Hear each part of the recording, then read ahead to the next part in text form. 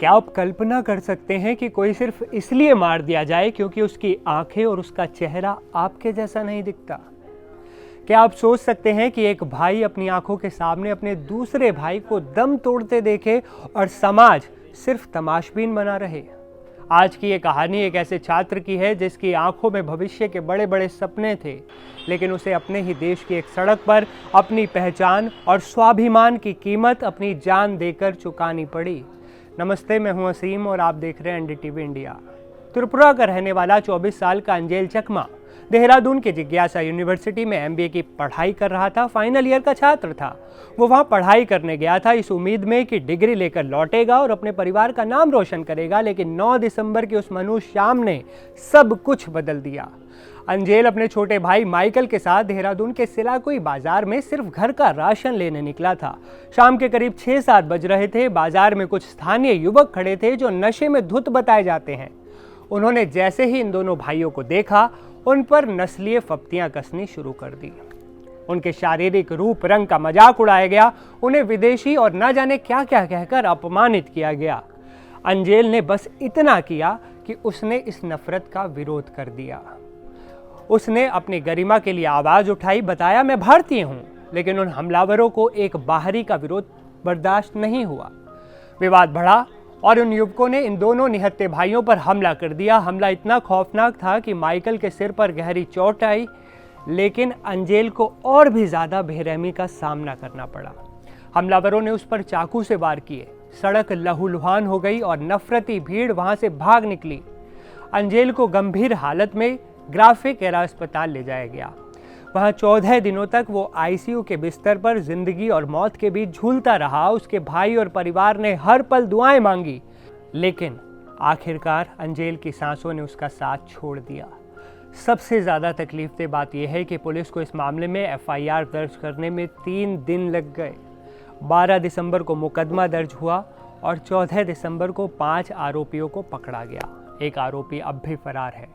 देखिए, 9 तारीख की एक घटना हुई थी जिसमें एक त्रिपुरा का छात्र यहाँ अध्ययनरत था, उसका भाई भी यहाँ पर अध्ययनरत था और वो लोग अपना एक जगह पर बैठे हुए थे दुकान के बाहर, और वहां पर भी कोई 5-6 युवक थे जो जिसमें एक मणिपुर का युवक था, और उनकी आपस में कोई बातचीत और बहसबाजी हो रही थी। और इसमें ऐसा प्रतीत हुआ कि शायद उन पर कोई कमेंट कर रहे हैं, जबकि उसमें जो इधर का बच्चा था और उसके साथ उधर जो मणिपुर का बच्चा था, उनके दोस्त लोग बैठे हुए थे।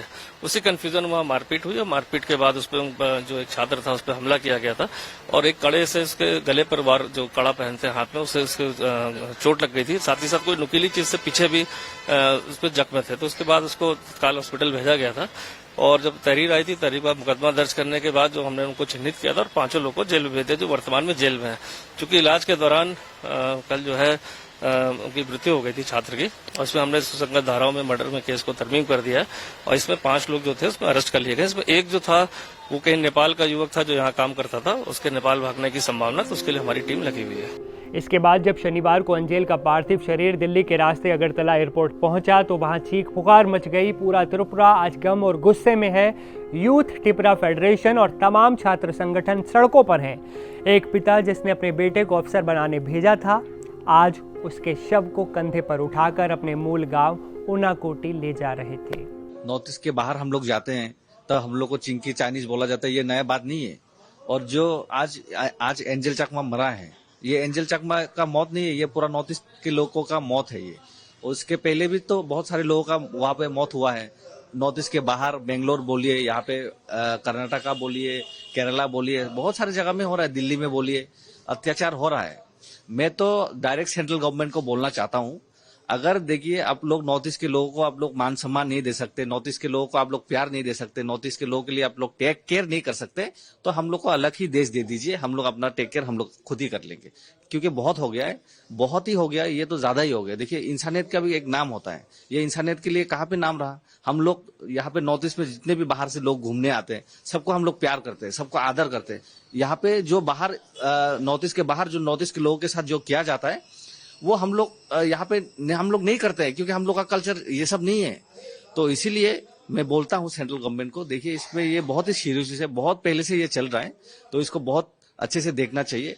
और जो आज एंजेल चकमा का जो मौत हुआ है, यह पूरा नॉर्थ ईस्ट का मौत है, एंजल चाकमा का मौत नहीं है। और मैं अपने स्टूडेंट फेडरेशन की तरफ से और बाकी जितने भी नॉर्थ ईस्ट के स्टूडेंट की फेडरेशन की तरफ से सब लोग हम मिलके इसके लिए हम लोग विरोध करते हैं। और जो भी यहाँ पे थे उनको पनिशमेंट जल्द से जल्द मिलना चाहिए और कोई छूटना नहीं चाहिए। मैं ये भारत सरकार से और इंडिया गवर्नमेंट के पास मैं ये दरखास्त करता हूँ।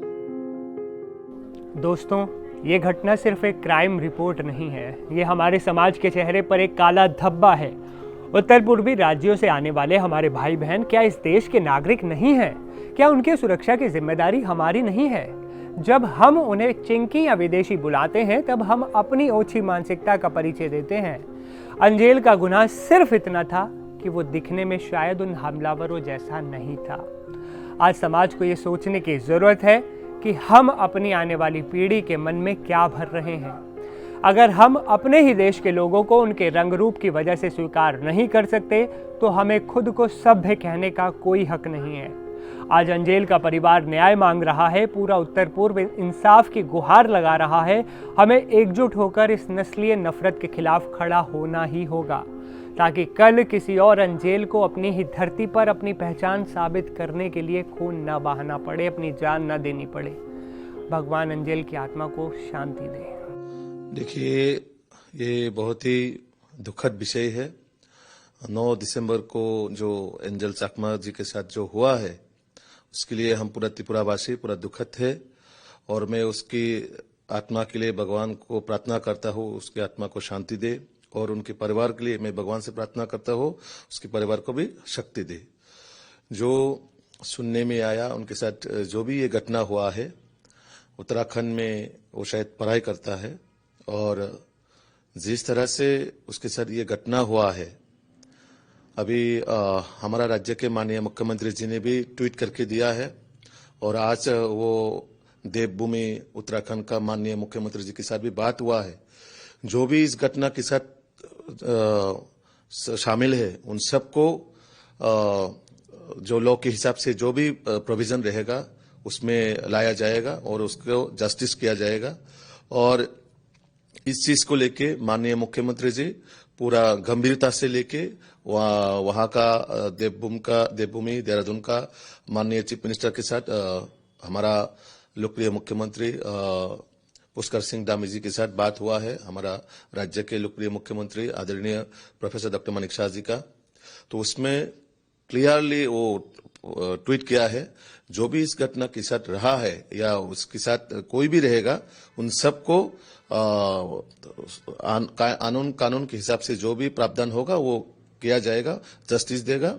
और इन सब चीज को लेके जो अभी कुछ लोग इसको लेके सरकार को बदनाम करने के लिए, उत्तराखंड एक देवभूमि का जगह है, वहां जिस तरह से डेवलपमेंट हो रहा है, जिस तरह से पूरा सिर्फ त्रिपुरा का विषय नहीं, वहां नॉर्थ ईस्ट का बहुत सारे स्टूडेंट वहां पढ़ाई करता है और अच्छे अच्छे लोग पढ़ाई कर रहा है वहां, अच्छा स्टूडेंट।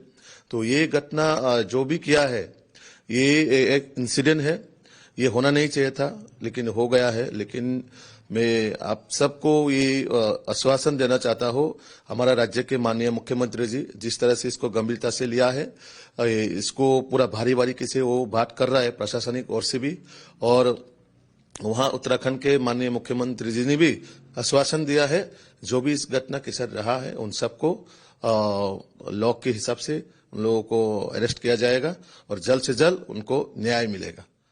अब इससे पता चलता है कि जो हमारे यहाँ नफरत की बीज बोई गई है वो पेड़ का रूप धारण कर रही है। कई जगह से ऐसी घटनाओं की खबर आ रही है।